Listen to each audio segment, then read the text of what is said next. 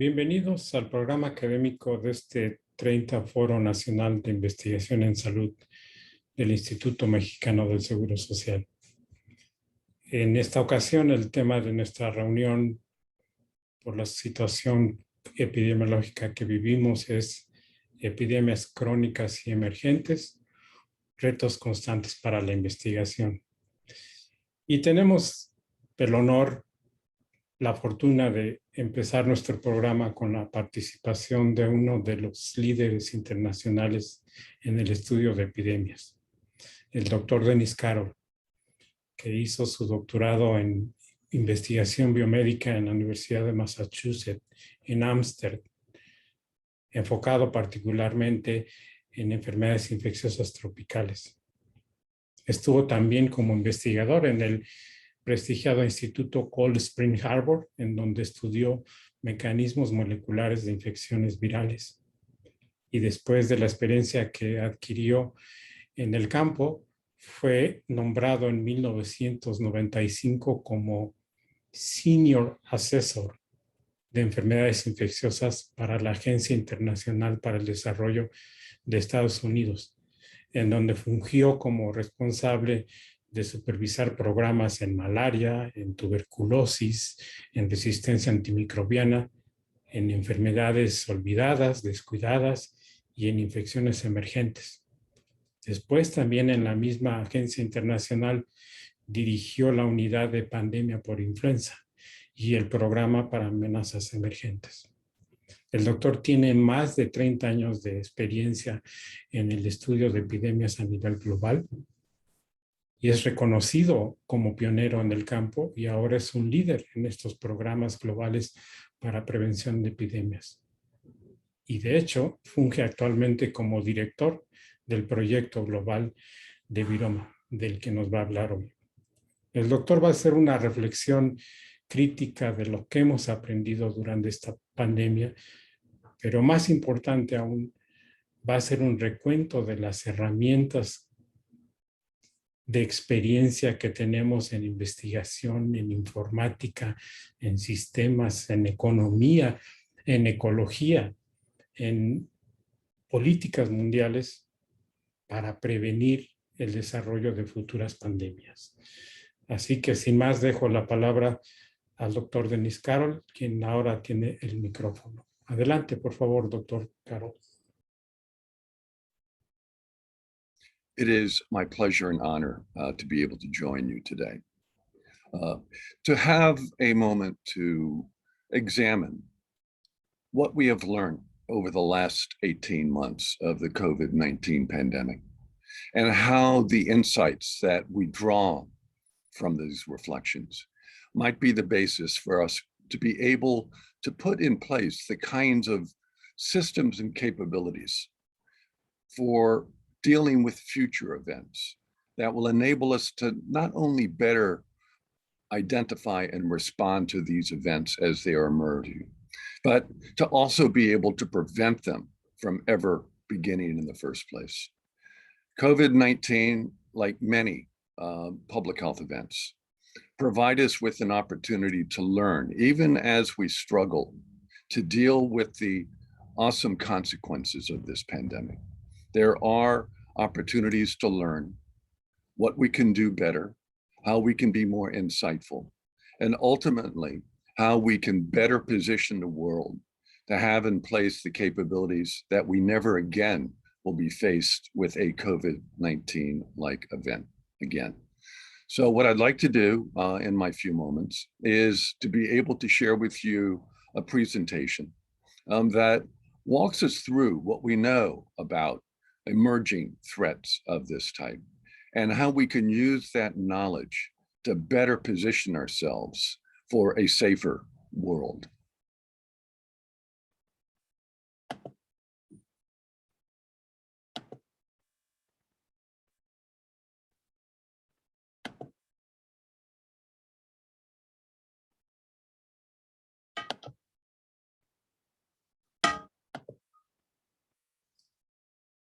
The title of my talk is Preventing the Next Pandemic, the Power of a Global Viral Surveillance Network. Ultimately, we need to ask ourselves, can we be more foresightful on future emergent threats? Can we, in fact, better forecast or predict what might be the next pandemic, where these viruses may emerge, and how we can use that insight to be able to position ourselves to make smarter and more effective investments so that we do not have such an event as COVID-19 ever again. As a first step in that process, there are 4 key lessons that we should be learning from COVID-19 that I would like to begin this talk by reflecting on. First is that we should be profoundly aware at this point that a threat anywhere in the world is a threat everywhere in the world. Events that may begin tens of thousands of miles away from our homes, in fact, in a very short period of time, can have spread and multiplied and ultimately spread around the world to pose a threat everywhere. We've seen this with COVID-19, an event that began in Wuhan, China, first identified in December of 2019. And by end of February of that year, there was a total recognition that we are in the midst of a global pandemic. There was not a continent on this planet that was not being impacted by COVID-19. So we really need to take to heart the notion that we need to see these global threats, in fact, as a global risk. We need to understand that we have to work together to better intervene and disrupt and prevent the spread of future threats. But to do that, it's not each country acting on their own or each community acting on its own. These events, no matter how local in their beginning, pose a global risk, and the global community at large needs to embrace global strategies that allow us to harness the full capability of all of the world's assets to be able to react quickly and respond effectively against future threats, no matter where they begin. The second key lesson is that the COVID-19 virus is not a black swan event. And by that, I mean, we have heard repeatedly over the last year and a half how COVID-19 is a once in 100-year event. Well, 100 years ago, COVID-19 very well might have been once in 100-year event. But 100 years ago, we lived in an entirely different world. There were 1.8 billion people on this planet. And in the space of 100 years, we've added over 6 billion additional people. The consequences of that dramatic surge in human population, our surge in settlement growth, the disruptive effect we have on the ecosystems around us as we look for and expand into regions for natural resources, our agricultural productivity. This massive increase in our footprint on this planet has totally disrupted and changed the natural ecology of disease emergence.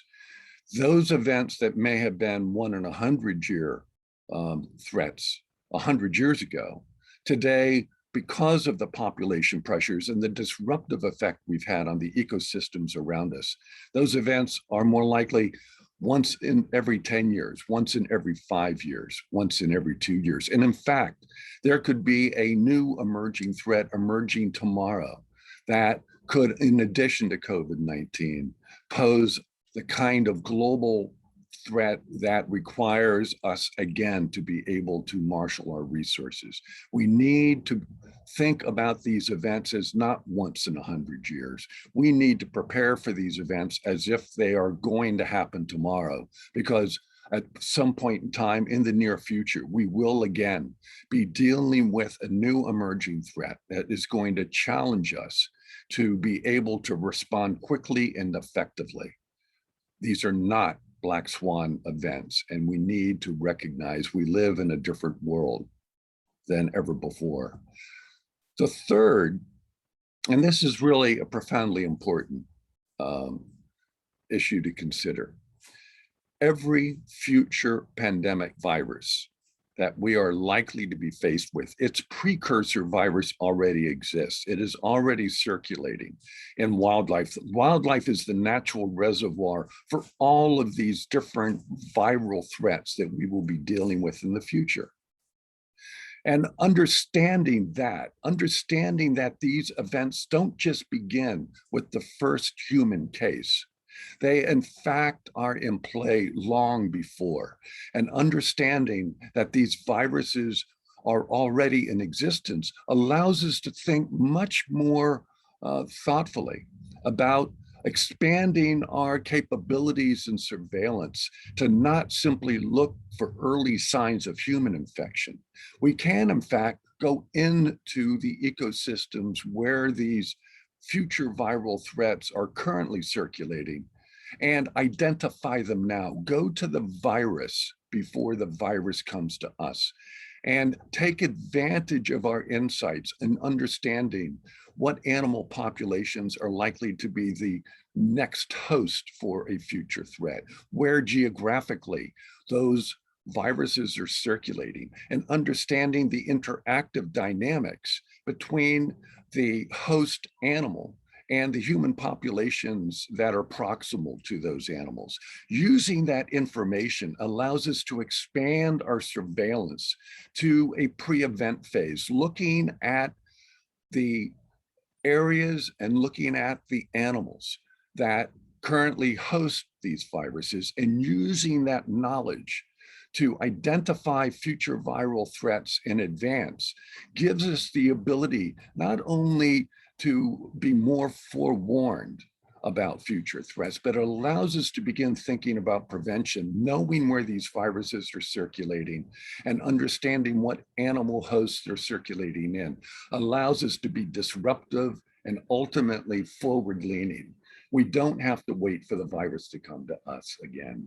We have the ability to go to the virus and use that knowledge, use that power to be able to prevent future events like COVID-19 from ever happening again. And the fourth point is one that's very much related to the notion of being preventive. A founding father of my country, the United States, Benjamin Franklin, almost 300 years ago, observed that an ounce of prevention is better than a pound of cure. What he understood is that if we wait for events to play themselves out, our responses will always be too late. Whether we're talking about a pandemic of the kind that we're now struggling with, or whether we're talking about events that may speak to forest fires or urban fires, the notion that we can put in place measures to lower the risk of future threats from emerging allows us to be more insightful, more forward-leaning. An ounce of prevention is better than a pound of cure. There's no better example of that than the COVID-19 pandemic. We are seeing today just how vulnerable we are to a new emergent threat and our inability to mount the kind of rapid responses once this threat is fully matured. We're living in a world today where we see, again, a fourth wave of this virus after 18 months, beginning to sweep again around the world, causing devastation, both in terms of human lives lost, but again, the extraordinary disruptive effects on our social and political and economic platforms. An ounce of prevention is clearly better than a pound of cure. With that said, how do we build the kind of forward-leaning preventive capabilities? How do we get the kind of databases that allow us to have the insight about where future threats are most likely to emerge in the future? And how can we use this information to be able to better prepare the world for being more preventive, more disruptive, and more impactful than we are today? The challenge, first, let's be very clear. Again, the world we're living in is one that is very different than at any other point in time. The 21st century, the first 2 decades of this century, have been a resounding sort of call to action, if you will. We have had from SARS in 2003, the influenza pandemic of 2009, the avian influenza threats of early of this century, the MERS and Ebola and Zika all have conspired to really reinforce a single message. The events of new emerging diseases are happening with greater frequency and intensity than ever before. As I've mentioned before, the underlying fundamental driver for this dramatic increase has to do with the extraordinary increase in human population. Viral outbreaks are growing rapidly, and as we move further into this 21st century, these events will continue to happen with greater frequency, and because of global travel and population movement, that will happen with greater intensity. The 21st century is a century very different from any that we've lived in before, and we need to adapt and acknowledge that we live in a time when these threats are increasingly becoming a deeply interwoven part of our future landscape. And when we think about these risks, though, we have over the last 20 years begun to understand that not all places on the planet Earth are likely to be places where new emergent diseases will come from. What we've learned is that it's that disruptive effect that we have had on the ecosystems around us. And where those disruptive effects have been most profound, those are the places we understand to be hotspots, the places where we're most likely to see new emergent diseases. And you see on the slide here, a global map showing hotspots as we enter into the 21st century. They speak to those areas where the likelihood of new emerging diseases is greatest.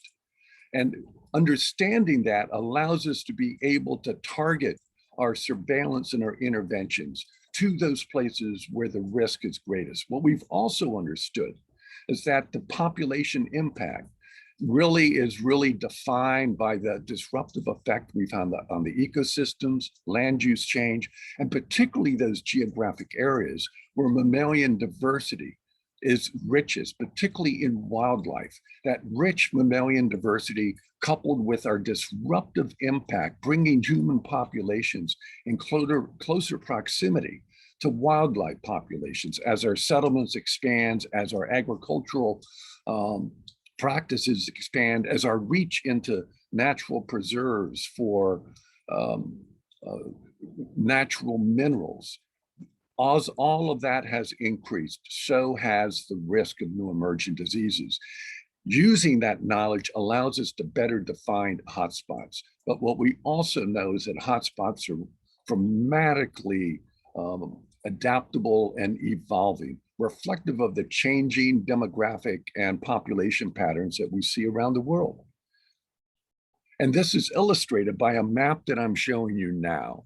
It's a population demographic map that looks at how population growth from 1950 through the year 2100, how that growth has changed over time, and how we project as we move further into the 21st century. We're likely to see that population growth continue to evolve and change.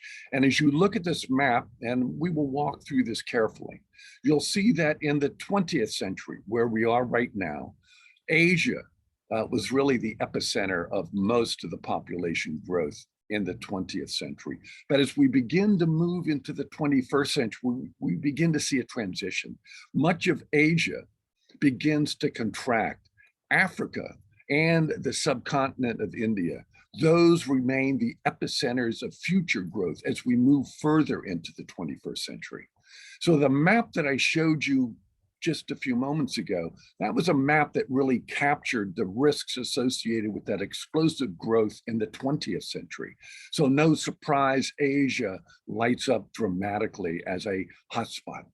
But as we move further into the 21st century, what we will begin to see is that explosive interaction of populations in Africa in particular, and the rich mammalian diversity within that region will elevate the risk of new hotspots emerging. This type of information allows us to think in a forward-leaning way about where we need to be focusing, how we need to adapt, and how we need to evolve. And this insight is important because when we think about the stages of new disease emergence, of COVID-19 emergence, really there are three key steps in that emergence scenario. The first step has to do with pre-emergence. This is, again, that moment when the future viral threat is circulating exclusively within wildlife animal populations, undisturbed, uninteractive with human populations. We then see the moment of a spillover, and that spillover is a localized emergence, and that spillover really can be into animals that can act as a sort of a transitional place for emergence. We've seen with avian influenza examples of how influenza viruses have jumped from wildfowl into domesticated birds, and that has been the epicenter then for spilling into humans. The second and third then is the pandemic emergence. Once we've moved beyond that initial spillover into human populations, think of Wuhan as the initial localized emergence of COVID-19. Left unchecked, that local emergence, when it has driving it, a virus of the type we see with COVID-19, a highly infectious respiratory virus, its potential for spreading further into the globe by virtue of a population movement and human travel, that these are the stages: pre-emergence, localized emergence, pandemic emergence. Understanding each of these stages allows us to think strategically about where we need to look for early signals, how we need to be able to adapt and respond to the very first indications of human cases, and how we need to mobilize global resources to really mount an effective response to the threat of a pandemic. And it's important to understand that when we think about that spread from animals into us, it's really driven by two well-defined risk categories. The biologic risk, that is the risk of the virus itself, its genetic profile, and how effective it is or efficient it is in human-to-human transmission, its potential impact, the clinical presentations that it might have.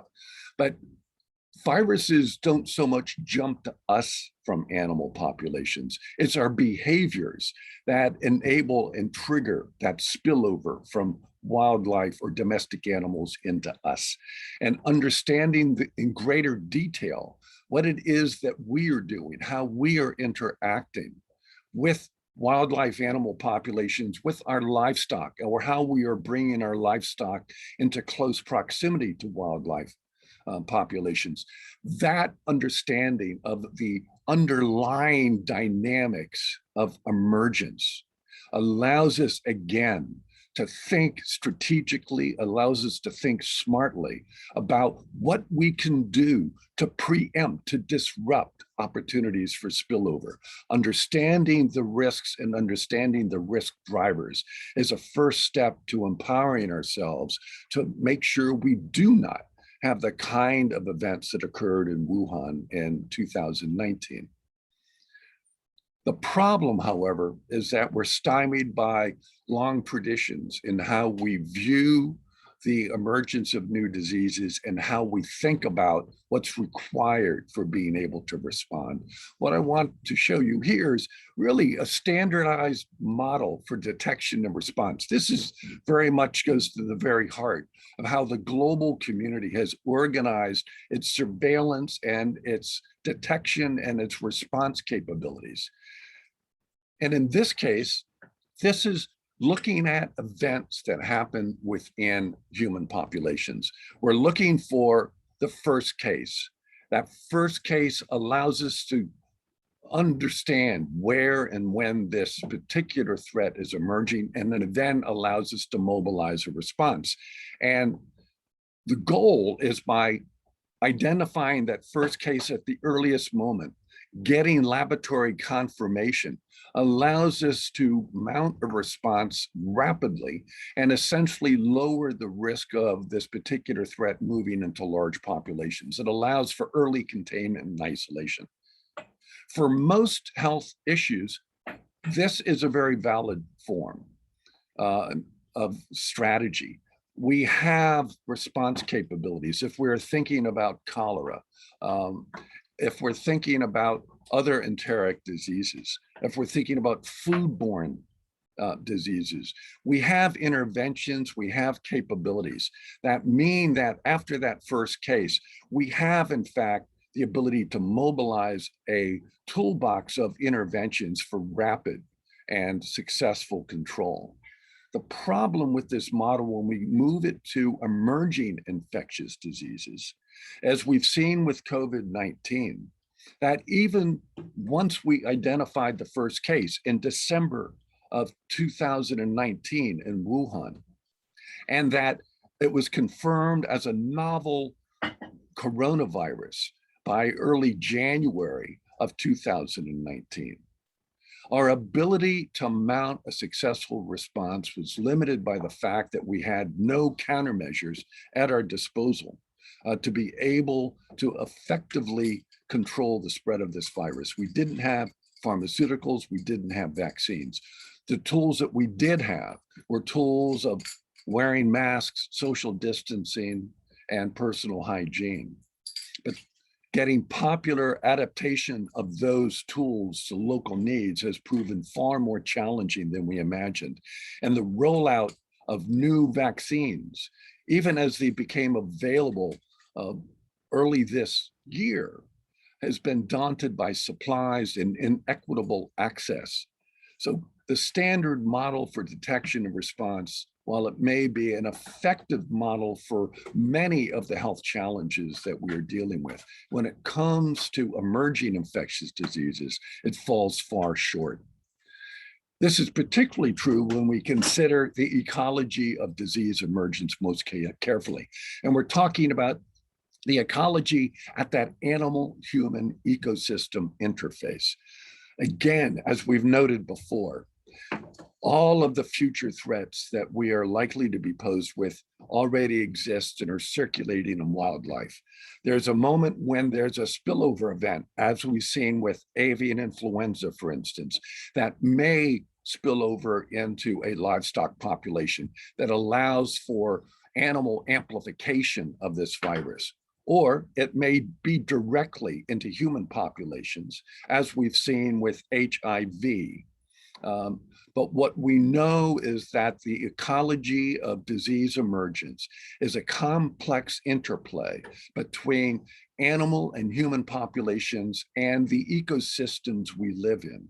And understanding that ecology in a much more thoughtful way and moving our surveillance before that first human index case to really begin characterizing the determinants of pathogen emergence and the biologic and behavioral dynamics that enable that by zeroing in on the wildlife, by zeroing in on the livestock.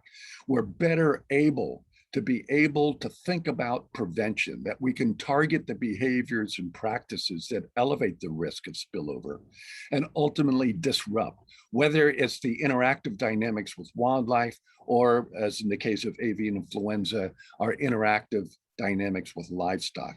Ultimately, by moving this surveillance strategy upstream to be inclusive of the animal as well as the human space, it allows us then to think about building a response toolbox before there's an emergent threat. It allows us to think about response that may be targeting prevention. It may be response that is targeting isolation and elimination of this virus while it is still circulating in a very limited number of people. This moving preparedness to the left allows us to escape the conundrum we find ourselves in today with COVID-19, that we could have, by forward-leaning surveillance, picked this virus up in and around Wuhan in September or October, while it was still circulating in animal populations, limited circulation in human populations. This virus could have been isolated and contained, not waiting for when there was confirmed sustained human-to-human transmission in December of 2019. Let me give you a graphic example. When I talk about the interface between animals and people and how the spillover from a wild animal into a human population can be triggered by our own behaviors. What I have here is a short video of a night imaging surveillance operation that we were doing, trying to identify the risk posed by bats in Bangladesh and the transmission of Nipah, highly contagious and highly lethal viral threat. And what we understood about this particular virus was that in Bangladesh, the spillover point appeared to be at a date palm sap harvesting moment. That is, in Bangladesh at a particular point in the year, there are ongoing agricultural activities that scar the upper portion of a palm tree, and the sap is collected in a gourd. The sap itself is a highly delectable, sweet substance, and it is then sold. Very much in my own country, we have maple syrup that is collected in a similar way. Well, it turns out that when they scar the palm tree and collect the dripping sap into the gourd, what we have found is that bats also have a sweet tooth, and they are prone to land in the area of the sap dripping into the gourd. And then by licking the sweet substance, they then have the potential to shed virus from their own salivary regions into the gourd. And this is what this particular slide shows. And we'll run it a couple of times just to see it. But here's the bat landing. The gourd is right below its head, and it is licking the sap as it is dripping into the gourd. It then turns around and urinates directly into the gourd. Both of those acts of licking and urinating are two routes by which this virus could have contaminated this gourd. We'll run it one more time just to see this. But it's a graphic example because it means in the morning when they collect these gourds, the risk then of exposure of this virus to the people is extraordinary. But by understanding this particular dynamic, it allows us to think about prevention. And we subsequently worked with local communities in this case to take advantage of local materials, bamboo, to build little bamboo fences around the gourd itself to act as a physical barrier. Ultimately, Nipah transmission was disrupted and stopped in these communities because of the ability to target where we understood spillover was greatest. So this kind of information allows you to be forewarned and allows you to be preemptive. But let me say, it's also not simply about emerging viral diseases. We're all aware that we live under the growing shadow of antimicrobial resistance.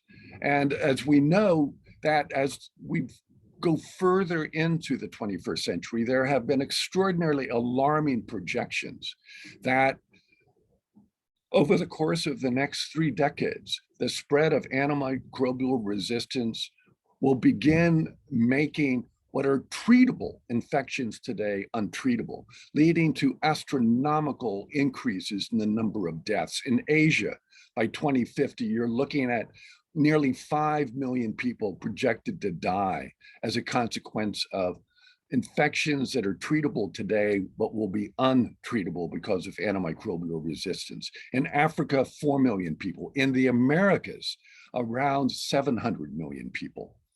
This looming threat of antimicrobial resistance is very much, again, one of these events that is a complex reflection of the interactive dynamics between human populations, animals, and the ecosystems. While much of our focus on antimicrobial resistance in the past has been at the clinic level, at the prescriber user level, what we've increasingly grown to appreciate is the fact that the totally unregulated use of antibiotics in livestock husbandry, in aquaculture, far exceeds the consumption in human populations. And if we are ever to get a truly manageable hold on antibiotic resistance, we're going to have to look at the drivers and dynamics underlying the emergence of microbes that are adaptive and resistant to these pharmaceuticals. We need to understand the entirety of the ecology of antimicrobial resistance. And it speaks to the, again, role of livestock husbandry and human population. And this becomes even more critical as we think about likely expansions in the use of antibiotics across Asia over the course of the coming decade, where we're looking to see explosive increase in poultry production and associated antibiotic use in South Asia, and in East Asia, a dramatic surge in pork production is also going to lead to a surge in antibiotic consumption. These examples of the interplay that these microbes' ability to adapt and evolve require that we have a comprehensive surveillance and ultimately public health approach that looks across the different animal species, humans, poultry, pigs, and devises the kind of sort of forward-leaning, sort of innovative approaches to managing the way we use these antibiotics in a way that is consistent with preserving their integrity. It's not simply about what happens in a hospital or how compliant a patient is in their consumption of antibiotics. We need to expand our public health agenda to be inclusive of what is happening on the farms to better manage the appropriate stewardship of antibiotics. So with that said, as we talk about emerging diseases, both viral and microbial, we have an opportunity. If we understand the ecology of emergence of these disease threats, the ability to build a global surveillance system for preempting future pandemics is within our reach. We have the ability to do it, but what will it require? Well, first, let's think about existing surveillance systems for both human surveillance and livestock surveillance. What we know first and foremost is that both livestock surveillance and human surveillance are event-based. We're looking for early indications of an illness and using that early indication then to be able to respond. We know that around the world, these surveillance systems are highly variable. They're fragmented. There's information sharing and diffusion is extraordinarily slow. And we see that reporting oftentimes bring political repercussions, particularly in livestock, where there are any indications that there's a disease circulating in livestock, immediately triggers concerns about trade barriers, for instance. And we know that all of these surveillance systems are sector specific.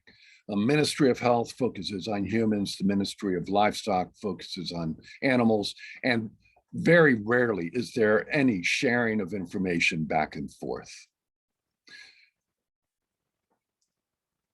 On the international surveillance system, we see that WHO, the World Health Organization for Animal Health, OIE, and FAO, they have a number of examples of ongoing surveillance systems.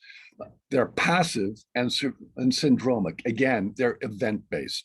GLUE's Global Early Warning System is a shared platform across FAO, OIE, and WHO that's looking for early indications of outbreaks involving certain classes of microbes that are known to affect both animals and humans. We also know that there is very specific viral surveillance. There's a global influenza surveillance and response system, FluNet and FluID, all of which are focusing on tracking and monitoring the evolution of human influenzas, all towards informing and guiding the building of annual seasonal flu vaccines. And we also have OFFLU, an OIE and FAO effort to track and monitor animal influenzas and their evolution and spread. Obviously, these are important platforms, but they tend to be siloed within their respective sectors. Again, they are very much event-based. They allow for tracking and monitoring diseases as they evolve, with the exception of the influenza surveillance, but that is very, very viral specific. What we don't have, if we're going to expand and build on these platforms, is that what we don't have is a comprehensive system for tracking and monitoring future viral threats across a broad spectrum of viral families. And nor do we have a forward-leaning system that is tracking and monitoring these systems in wildlife, in that pre-emergent stage, that pre-event stage.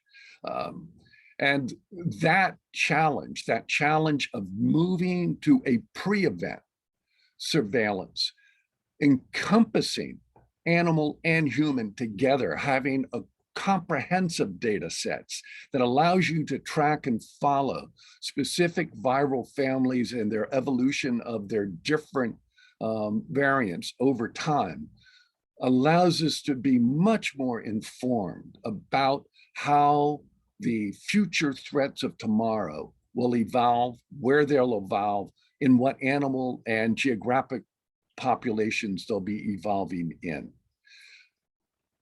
The Global Influenza Surveillance and Response System really offers an important sort of insight in how to build a longitudinal surveillance capability, in this case around influenzas, that is tracking routinely the evolution of viruses, the opportunity to adapt the platform of the Global Influenza Surveillance and Response System to be much more inclusive of other viral families, and to move the surveillance further upstream to be inclusive of animal populations, is an extraordinary opportunity. There are platforms in existence, such as the influenza surveillance networks, that could be adapted, could be evolved, could provide insight into what we might be able to build as we go forward. In order to have an effective risk-based interface surveillance for early spillover events, then we need ultimately to move the surveillance upstream from the event. We need to be focusing not just on human populations for early signals of illness, but look at interface surveillance, where those places where animals and people are coming together, looking at edges of forests, looking at populations living on the edges of forests, looking at wildlife trade, looking at live animal markets. Those areas provide us with opportunities for where spillover events are most likely to occur.